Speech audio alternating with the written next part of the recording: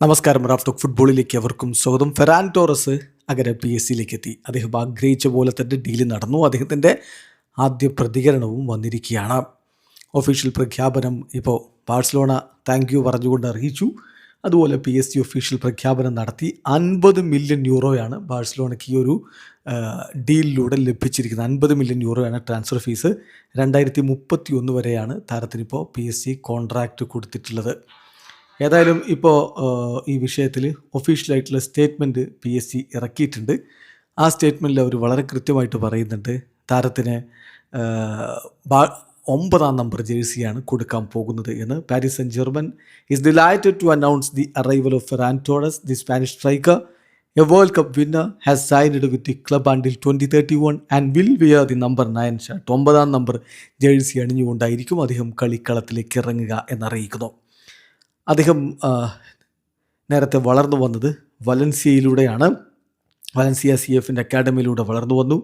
അതിനുശേഷം അദ്ദേഹം മാഞ്ചസ്റ്റർ സിറ്റിയിൽ കളിച്ചു. അതിനുശേഷം FC ബാഴ്സലോണയിലേക്ക് എത്തി. ബാഴ്സലോണയിൽ അദ്ദേഹം മികച്ച പ്രകടനം നടത്തുകയുണ്ടായി. 207 മത്സരങ്ങളാണ് FC ബാഴ്സലോണയ്ക്ക് വേണ്ടി കളിച്ചത്.